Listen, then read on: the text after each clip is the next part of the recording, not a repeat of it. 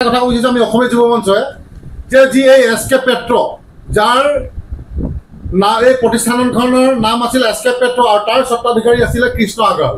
গতিকে কৃষ্ণ আগৰৱালৰ ওপৰত আমি বিহিত ব্যৱস্থা ল'বৰ কাৰণে মই নিজে আকাশ শইকীয়া কেন্দ্ৰীয় সমিতিৰ তৰফৰ ফালৰ পৰা আমি এজাহাৰ দাখিল কৰিছিলোঁ। 20 তাৰিখে। তাৰপিছত আমি পুনৰ আৰক্ষী অধীক্ষক শিৱসাগৰ তেখেতক আমি দিছিলোঁ 23 তাৰিখে। তাৰপিছত আমি পৰহি আমি আৰক্ষী সঞ্চালক প্ৰধানকো আমি এজাহাৰ দিছিলোঁ, কিন্তু আজি পৰ্যন্ত পুলিচ প্ৰশাসনে কোনো বিহিত ব্যৱস্থা তাৰ ওপৰত নল'লে। গতিকে এই দালাল 420 কৃষ্ণ আগৰৱালৰ ওপৰত প্ৰশাসনে ইমান দয়া মমতা কিয় দেখাইছে আমি বুজি পোৱা নাই। ইয়াত এটা কি গোপন ৰহস্য সোমাই আছে। গতিকে আমি শুনিবলৈ পাইছোঁ বা জানিবলৈ পাইছোঁ যে পুলিচৰ লগত কিবা গোপন বুজাবুজি আছে, গতিকে তাক গ্ৰেপ্তাৰ কৰিব নোৱাৰে বোলে। আৰে ইমান ডাঙৰ এটা নোহোৱা নোপোজা এটা ঘটনা ঘটি গ'ল আৰু তাৰপিছত আজিলৈকে কোনো বিহিত ব্যৱস্থা লোৱা নাই। তাকে আমি আচৰিত হৈছোঁ। আমি আৰক্ষী সঞ্চালক প্ৰধানক আমি এজাহাৰ দিছোঁ, আমি শিৱসাগৰ SPক এজাহাৰ দিছোঁ, OCক এজাহাৰ দিছোঁ, গতিকে কোনো বিহিত ব্যৱস্থা লোৱা নাই। যদি অহা 3 দিনৰ ভিতৰত যদি কৃষ্ণ আগৰৱালৰ ওপৰত কোনো বিহিত ব্যৱস্থা পুলিচ প্ৰশাসনে নলয়, আমি কিন্তু শিৱসাগৰ সদৰ থানা ঘেৰাও কৰা কাৰ্যসূচী আমি হাতত ল'ম। আমি এইটো সুধিব বিচাৰিছোঁ যে শিৱসাগৰ স্মাৰ্ট পুলিচ কি এই কৃষ্ণ আগৰৱালৰ পকেটত সোমাই গ'ল নেকি? আমি স্মাৰ্ট পুলিচৰ কথা আমি মুখ্যমন্ত্ৰীক সুধিব বিচাৰিছোঁ। গতিকে মুখ্যমন্ত্ৰী ডাঙৰীয়াই সিদিনা আহিলে তালৈ ঘটনাস্থলীলৈ আহি পেলাই ক'লে যে আমি এনকুৱাৰী দিছোঁ। কি এনকুৱাৰী দিছে? কি হ'ল আজিলৈকে? গতিকে বাঘৰ দৰে জঁপিয়াই পৰা মুখ্যমন্ত্ৰী আজি কিয় নিমাত? তেখেতকো কিবা মৰম লগাই দিলে নি? আমি সুধিছোঁ এই কৃষ্ণ আগৰৱালৰ ধুৰন্ধৰটো SK পেট্ৰৰ। গতিকে অতি শীঘ্ৰে যদি কৃষ্ণ আগৰৱালক গ্ৰেপ্তাৰ নকৰে, SK পেট্ৰৰ ওপৰত যদি কোনো বিহিত ব্যৱস্থা নলয়, আমি কিন্তু অসমীয়া যুৱ মঞ্চ শান্ত নাথাকিম। চিধা কথা, স্পষ্ট কথা, অহা 3 দিনৰ সময় আমি প্ৰশাসনক আমি বান্ধি দিছোঁ, শিৱসাগৰ জিলাৰ প্ৰশাসনক আমি বান্ধি দিছোঁ। 3 দিনৰ ভিতৰত যদি এই ধুৰন্ধৰ 420 দালাল কৃষ্ণ আগৰৱালক গ্ৰেপ্তাৰ নকৰে, আমি কিন্তু সদৰ থানা ঘেৰাও কৰিবলৈ বাধ্য হ'ম। ইয়াৰ বাবে জগৰীয়া হ'ব শিৱসাগৰ জিলা প্ৰশাসন। চিধা কথা, স্পষ্ট কথা। কথাবোৰ একেবাৰে স্পষ্ট। আমি অসমীয়া যুৱ মঞ্চই দাবী কৰি আহিছোঁ যে বটিয়াপাৰাস্থিত যি ৰাইজ, সেই ৰাইজে দীৰ্ঘদিন ধৰি আজি 15টাকে দিনত ভৰি দিলে, কিন্তু বৰ্তমানো কিন্তু বটিয়াপাৰাস্থিত ৰাইজে ONGCয়ে যিটো ৰিগত অহৰহ ধৰণৰ যি ধৰণে গেছ প্ৰবাহিত হৈছে, গেছ প্ৰবাহিত ৰোধ কৰাৰ ক্ষেত্ৰত কিন্তু ONGC চূড়ান্তভাৱে বিফল হৈছে। ONGCয়ে বৰ্তমান গেছ এটা বেলেঞ্চ হৈ আছে বুলি বৰ্তমান যি তেখেতলোকে প্ৰেছ বিবৃতি জাৰি কৰিছে, তাক লৈ আমি মুঠেই সন্তুষ্ট নহয়। ONGC এনে আখুৱা ভৰা কথাত আমি সন্তুষ্ট নহয়, যিহেতু ONGCৰ ভিতৰত চোৱাত বিভিন্ন ধৰণৰ অভিযোগ্য ব্যক্তি, এক্সপাৰ্ট ব্যক্তি থকাৰ পিছতো ONGCয়ে বটিয়াপাৰাস্থিত ৰেগৰ গেছ ৰোধ কৰিব নোৱাৰাটো অতিকৈ লজ্জাজনক বিষয়, হাস্যজনক এটা বিষয়। মই মুখ্যমন্ত্ৰী মহোদয়ক সুধিব বিচাৰিছোঁ, আপুনি যি ধৰণে স্মাৰ্ট পুলিচৰ কথা সঘনাই কৈ থাকে যে আপুনি যি ধৰণে দোষীসকলক কৰায়ত্ব কৰি অতি শীঘ্ৰে শাস্তি দিয়াৰ কথা যেনেধৰণে আপোনালোকে সংবাদ মাধ্যমত আপুনি প্ৰকাশ কৰি থাকে, কিন্তু বৰ্তমান যিটো কাণ্ড শিৱসাগৰৰ বটিয়াপাৰাস্থিত ৰিগত হ'বলৈ গৈ আছিলে, সেই কাণ্ডৰ যিজন মূল মায়ে আটাইতকৈ বদমাছ SK পেট্ৰৰ স্বত্বাধিকাৰী কৃষ্ণ আগৰৱালে কিন্তু বৰ্তমানো তদন্তৰ আওতালৈ ননা বিষয়টোৱে আটাইতকৈ ৰহস্যৰ গোন্ধ পাইছে। আমি ভাবিবলৈ পাইছোঁ কৃষ্ণ আগৰৱালে বহুতো বিষয় মেনেজ কৰি ONGC ভিতৰ চোৱা চলি আছে বুলি আমি বিভিন্ন দাবী উত্থাপন হৈছে। এই বিষয়বোৰৰ ওপৰত তদন্ত হ'ব লাগে।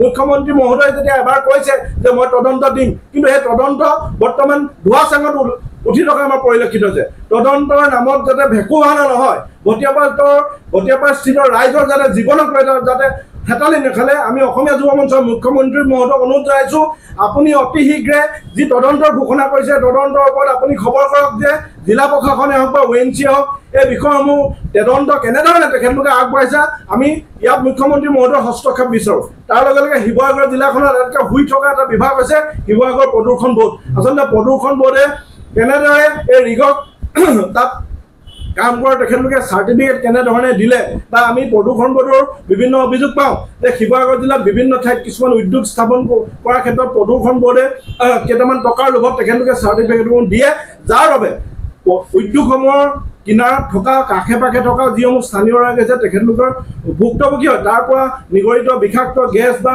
ধূলিময় যিটো পৰিৱেশ, তাৰ বাবে বিভিন্ন ৰাইজৰ বিভিন্ন সময়ত শাৰীৰিকভাৱে তেখেতলোকে বিভিন্ন সময়ত হস্পিটেলত যাবলগীয়া পৰিৱেশৰ সন্মুখীন হৈছে। গতিকে এই বিষয়সমূহ মুখ্যমন্ত্ৰী মহোদয়ে প্ৰদূষণ বৰ্ধক তদন্তৰ আওতালৈ আনিব লাগে আৰু তাৰ লগে লগে যিসমূহ ৰৌ বৰালি আছে সেই ৰৌ বৰালিসমূহকো মুখ্যমন্ত্ৰী মহোদয়ে তদন্তৰ আওতালৈ আনিব লাগে। আমি অসমীয়া যুৱ মঞ্চই দাবী জনাইছোঁ SK পেট্ৰৰ স্বত্বাধিকাৰীক অতি শীঘ্ৰে গ্ৰেপ্তাৰৰ ব্যৱস্থা কৰক।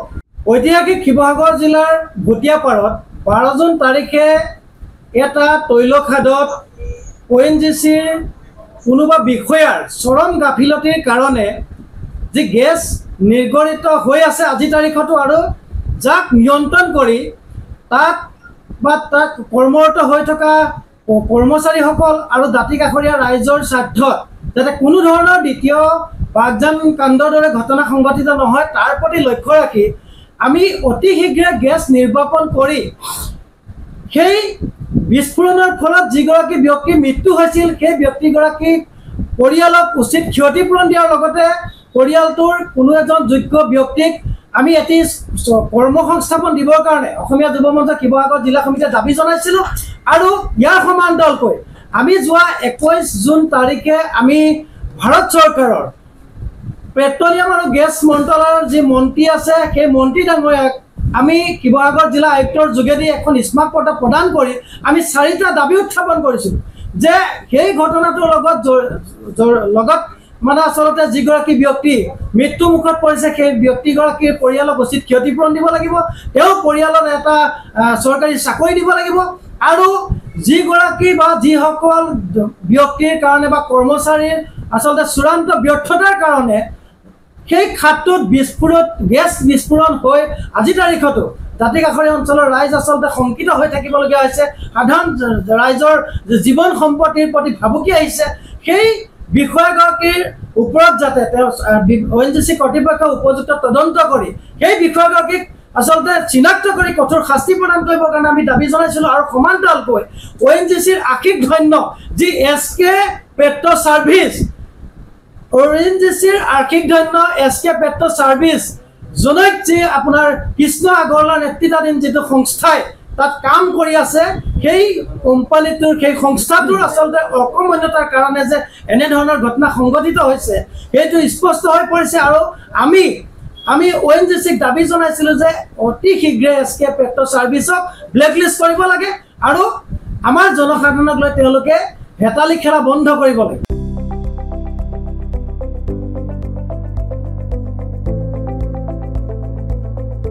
NB নিউজ সহজ সৰল ভাষাত নৱভাৰতৰ কথা।